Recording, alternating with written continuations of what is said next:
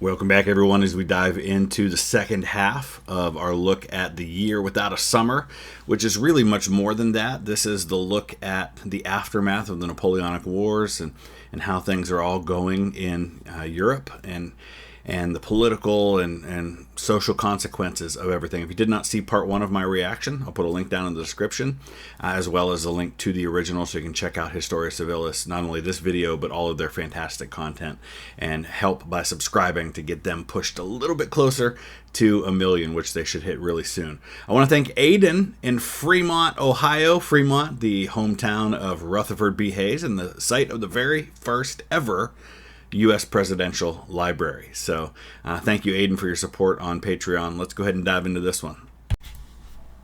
The Emperor of Russia, Tsar Alexander, was on the opposite end of the spectrum.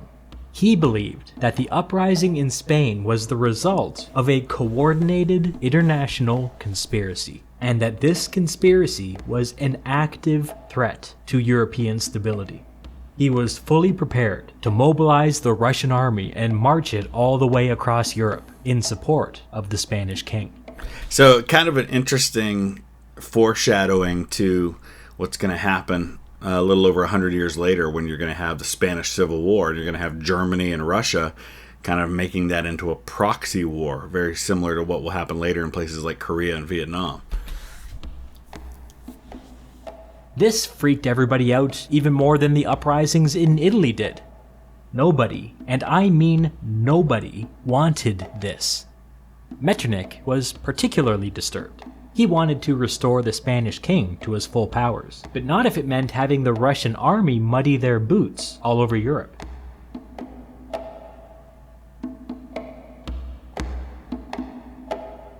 For some time, nobody was quite sure what to do about Spain.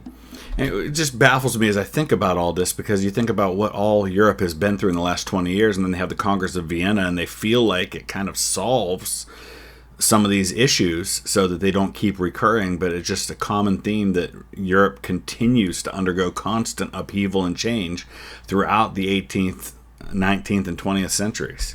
The great powers were afraid to do anything, and hoped that maybe Spain would just come to a compromise on their own.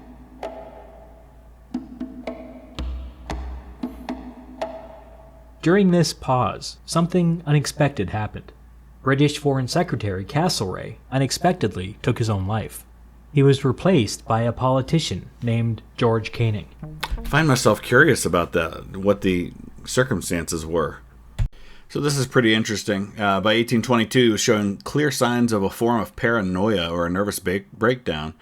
He was severely overworked with both his responsibilities in leading the government in the House and the never-ending diplomacy required to manage conflicts among other major powers. His oratory in the House had never been of the highest caliber, but now he was considered to be practically incoherent. He spoke of resigning his office if matters did not improve. He began confessing to what at the time was criminal activity. He'd already told his friend Mrs. Arbuthnot that he was being blackmailed for an alleged homosexual offense, which was illegal in Britain at the time, and was for another 100 years or so. 9th August meeting with the king, Castlereagh appeared distracted, said he was being mysteriously watched by a servant, and that he had committed all manner of crimes, remarking finally, "I am accused of the same crime as the Bishop of Clocher." Percy Jocelyn, who had been the Bishop of Clocher until the previous month, was prosecuted for homosexuality. The king concluded he was unwell and urged him to go rest. He did not have any children of his own, so that kind of leads to maybe there was something to the homosexuality. About 7:30 in the morning on August 12th, 1822, he cut his own throat using a small knife which had been overlooked. Wow. Very sad end to a man who was so influential. Internationally, the news came as a thunderbolt. Castlereagh and Metternich had a special relationship, and the two were kind of co-authors of the post-war international system. Yeah, it's tough when you're used to working with somebody and you've had a good working relationship and you've managed to accomplish some things, and now you got to deal with somebody completely new. Now, Metternich was on his own. He had no idea how this new fellow Canning might approach the post-war settlement.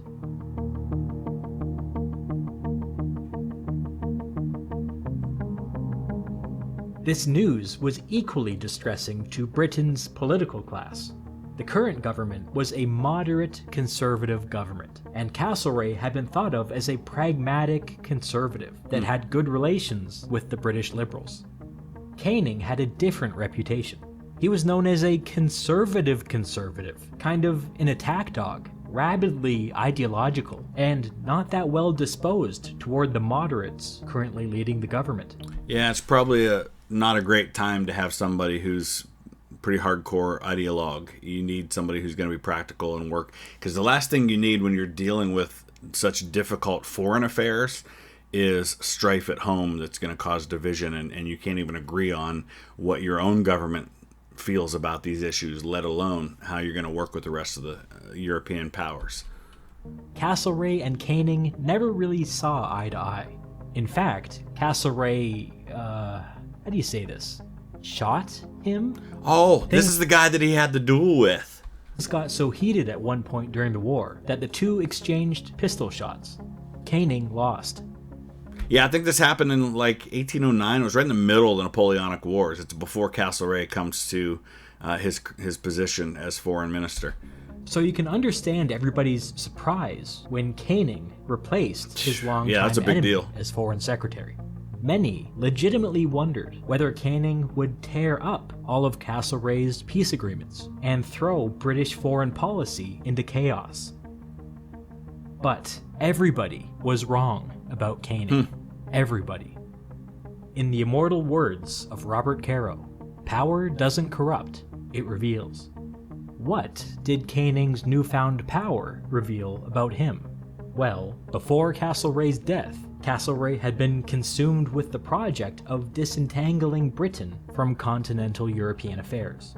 Castlereagh didn't want to be sending the British Army all over Europe to put down minor uprisings from people that were only asking for quite sensible reforms. To the surprise of all of his contemporaries, the supposed ideological attack dog Canning shared that vision. No armies in Europe. So, I get that this was a surprise to people, but sometimes people, they do surprise you. They have one role when they are in one position, but then when they are given a different position, they understand the importance of that role. So a great example of this that I can think of from history is, of course, the very famous situation with Thomas Becket, who is a good friend to the king. The king makes him Archbishop of Canterbury, thinking that that's going to give him a great ally in the Archbishop of Canterbury. But when Becket comes to that role, he recognizes, listen, my primary objective now is no longer to be the king's best bud. Now my job is to lead the church in England. And he embraces that different role in a very different way than the king expected him to. So I think we see a similar thing here happening as well. So when you're in the house and when you have one role, you're going to fight for what you believe in and you're going to be going after what you think is best for your country. But now you're put in the position of foreign ministry. You're going to embrace something different because now you have a different role to play.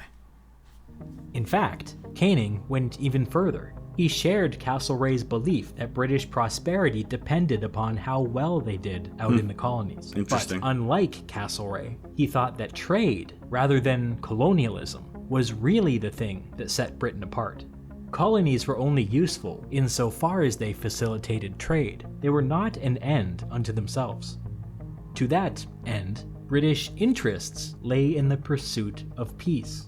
Peace facilitated trade, and trade made Britain prosperous. Very different way of looking at things than what the British are used to, but probably a very forward-thinking way of looking at things. Unlike his predecessor, Canning was agnostic when it came to the colonies, and outright non-interventionist when it came to war. This makes Canning pretty unique in an era that was dominated by colonial obsession. For sure. Colonialism can make a country prosperous, but it can also be a trap. Canning was one of the few people who could see this clearly.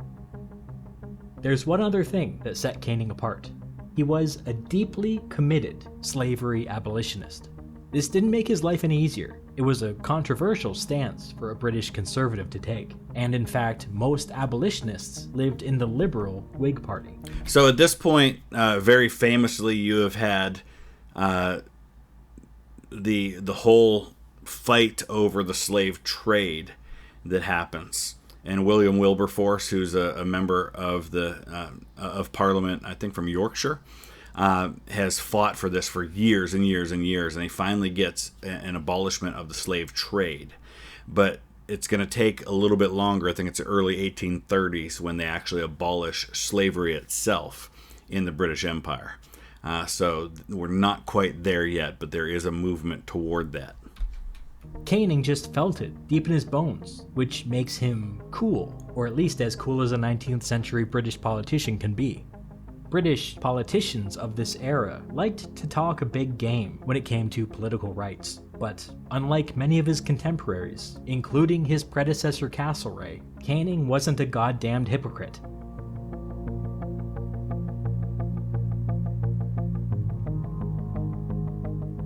Canning had just become Foreign Secretary when the Spanish crisis finally boiled over. Welcome to your new job. Yeah, it's other guy checked out right when all this was going down. In 1823, the Spanish legislature, backed by the military, removed the king from power. The victorious Spanish Republicans got very excited by this move and began calling for a revolutionary Spanish Republic. This was there's that word, revolution. Europe doesn't want to hear that. Bad. A Spanish revolution so soon after the French Revolution threatened to plunge all of Europe into war again. The great powers would have preferred to sit back and wait for Spain to resolve its own crisis, but they couldn't ignore this development. France acted first. After briefly consulting with the other great powers, the conservative King of France sent the French army into Spain. Every other great power signed off on this intervention. That's an important note there, is that, oh man, here goes France again, sending their army into a foreign country, but the other countries have backed it. Everyone except Britain.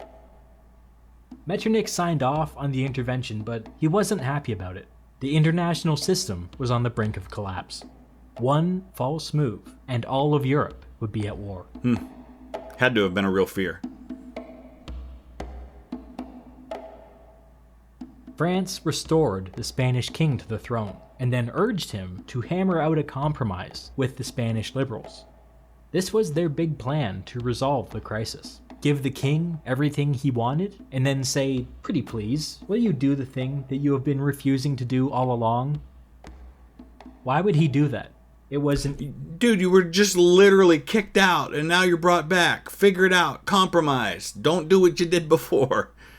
Incoherent plan, and it turned out to be a catastrophic failure.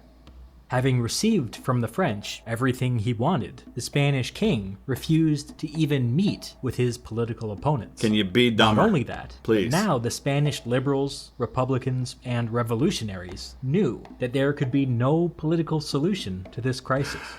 Any negotiated settlement would just be thrown out by the Spanish king and the French army. Now, the only way forward was through force of arms. You ever just want to reach back into history and slap somebody in the face just to get their attention a little bit? It really was a boneheaded move by the French. They had hoped to force a compromise, but instead, they had picked sides in a civil war and were now stuck occupying parts of Spain.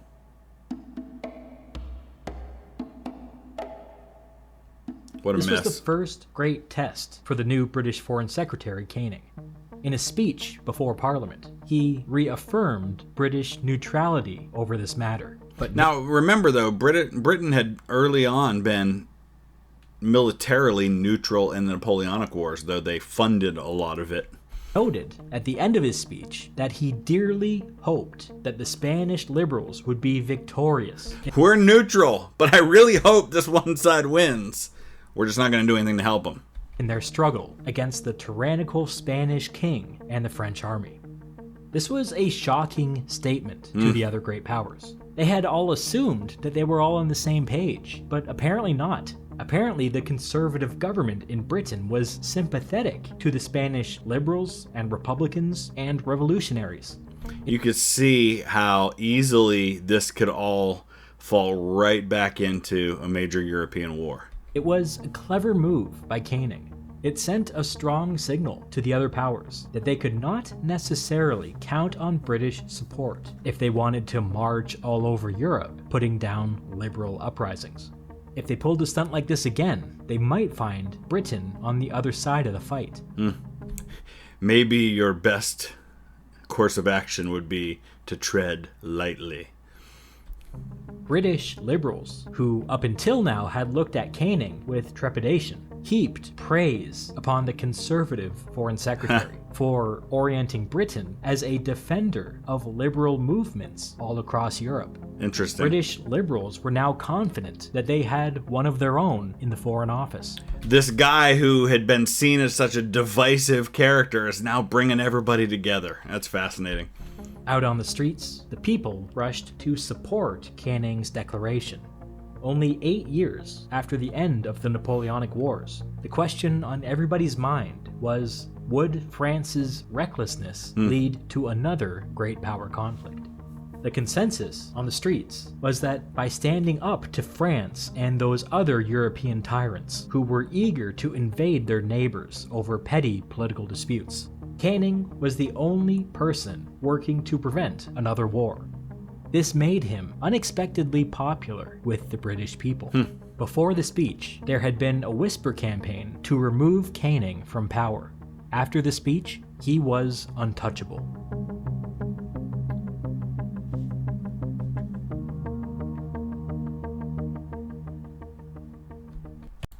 In the midst of all the chaos, something special was happening out in the Spanish colonies.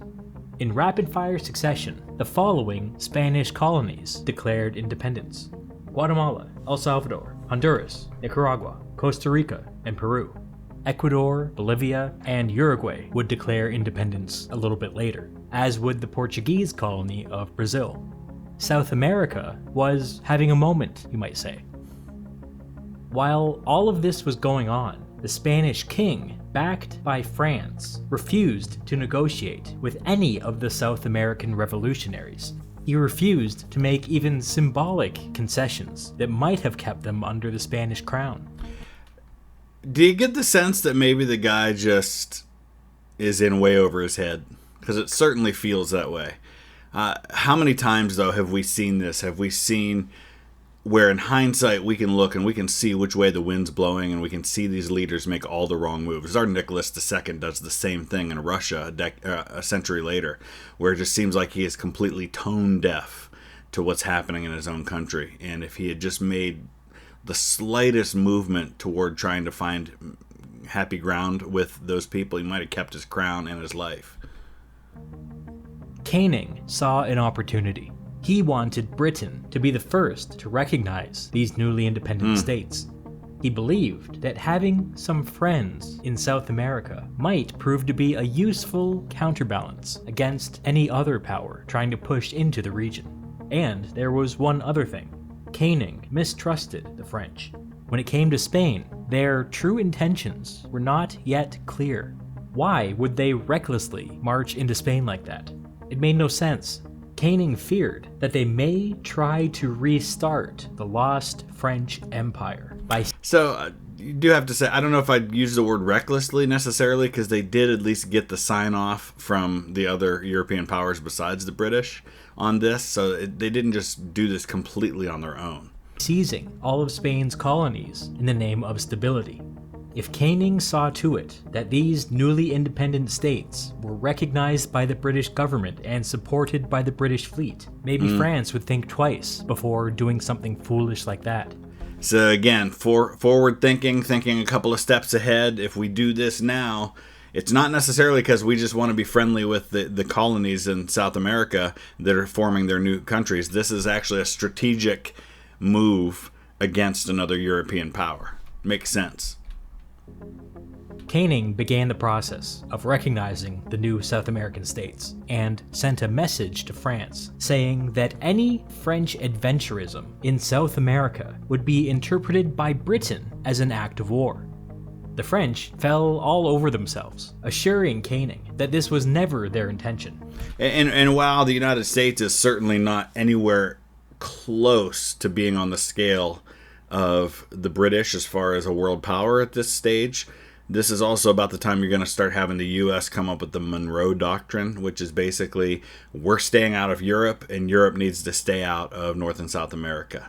It was basically kind of politically and economically trying to make that divide that says, don't you send any more armies over here to try and create colonies, and we will stay out of all of your issues. And the United States kind of follows through on that, at least until we get into a war with Spain, which we don't end up going to Europe, but then, of course, the First World War we do. Regardless as to whether that was true or not, they heard the message loud and clear. Caning's diplomatic maneuver was remarkably successful. At a later international conference, the question of reconquering Spain's lost colonies was floated. When France informed the other great powers of Britain's threat, the matter was immediately dropped. Caning's threat worked. Peace in South America was preserved at no cost to Britain. The other great powers were also put on notice. If they wanted to go around the world opportunistically snapping up colonies, they would need to go through Britain first. Pax Britannica at its finest.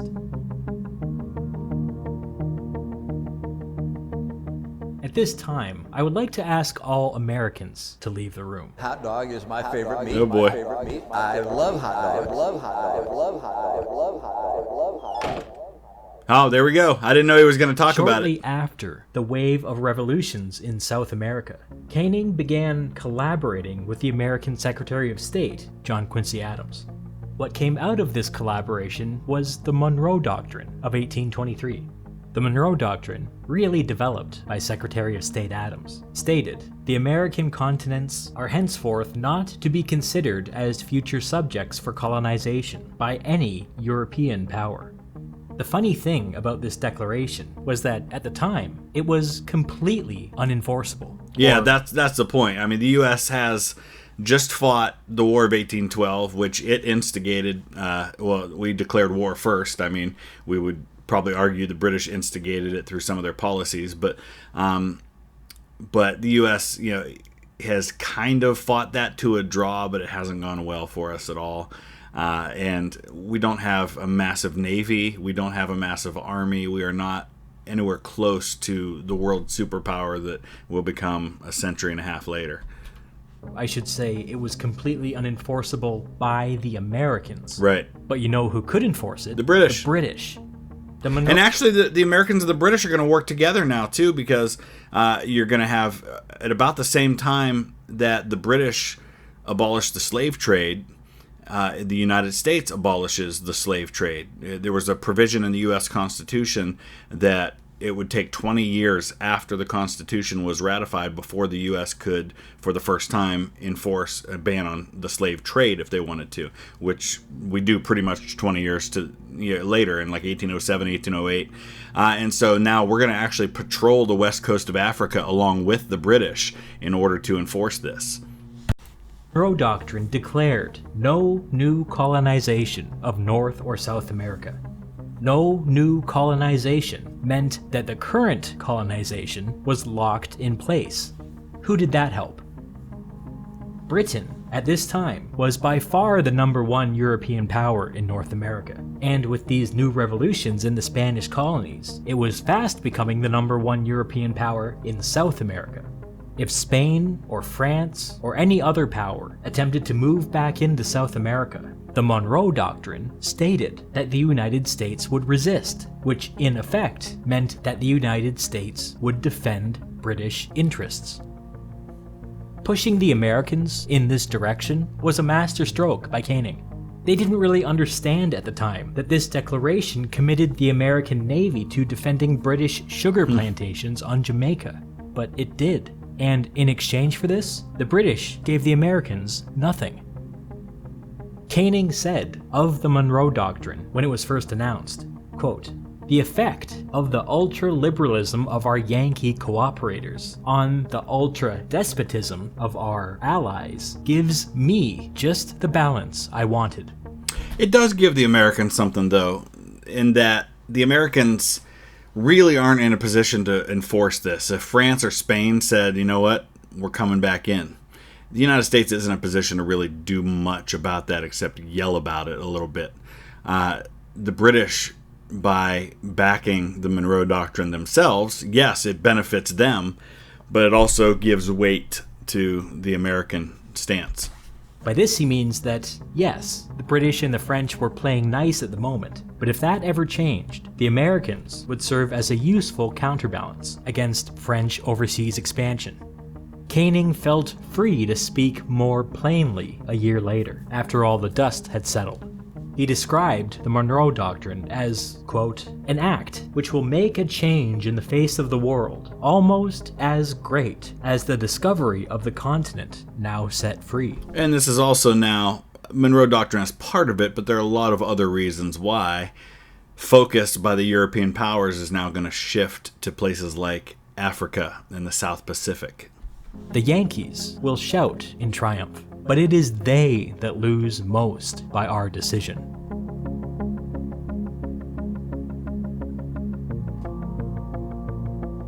It must be said that Canning didn't get everything he wanted. The Monroe Doctrine contained a massive loophole that allowed for American colonialism, which did make Canning nervous, especially when he looked at the American ambitions toward the Caribbean and the newly independent Mexico. Yep.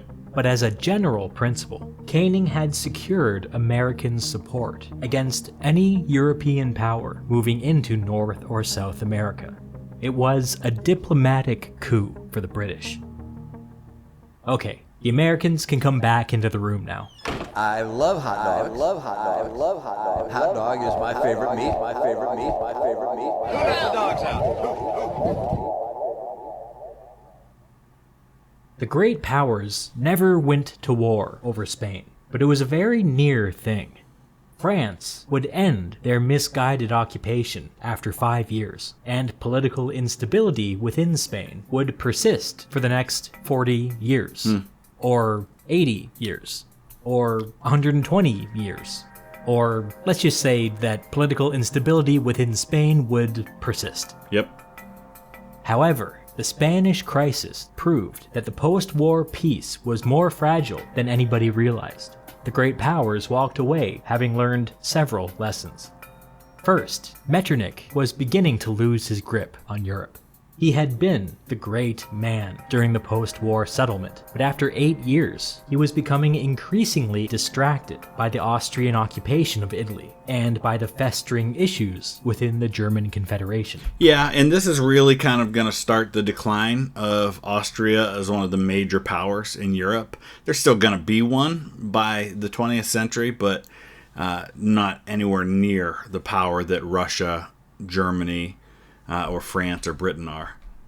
The international system that he had helped design was still intact, but with France's reckless invasion of Spain, it had entered a new phase, one where he was no longer the main character. Second, Britain, under Canning's stewardship, had fully emerged as the greatest of the great powers. The Spanish crisis taught everybody that when Britain put its foot down, every other great power hesitated. It was a new world. And then, lastly, there was France. What to say about France? They got off to such a good start by successfully reintegrating themselves back into the international system under Richelieu. But after that, it seems like they were bonked over the head with an idiot stick. Well, in a way, they were. I've talked around this point up until now, but right around the time that France recklessly invaded Spain, the government of France underwent an abrupt ideological shift. They abandoned the Grand Compromise that had restored the monarchy to power and decided to lurch quite suddenly in a conservative and autocratic direction.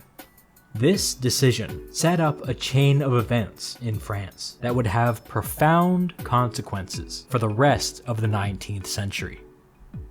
Yeah, you're going to see another empire, you're going to see revolution, you're going to see a couple of French republics happen, you're going to see the Franco-Prussian War. It's not a great century for the French. Okay, that was fantastic. I really enjoyed that. I love that he takes a look at these snapshots in history that are really important in understanding all of the major events that happened before and after, because as we say all the time, it is all connected. Well, just in wrapping up, I want to thank Paul Christian Zerby in Deutschland in Germany, Erfurt. Zerby, we might be distant cousins. My great-great-great-grandmother's last name was Servey, S-E-R-V-E-Y, but if you go back a couple more generations, it was Zerby. They were Germans who settled in Pennsylvania and kind of anglicized their name. So thank you so much, Paul Christian, for your support on Patreon, as well as Jacob in Urbana, Ohio. Thank you both so much. Thanks for watching.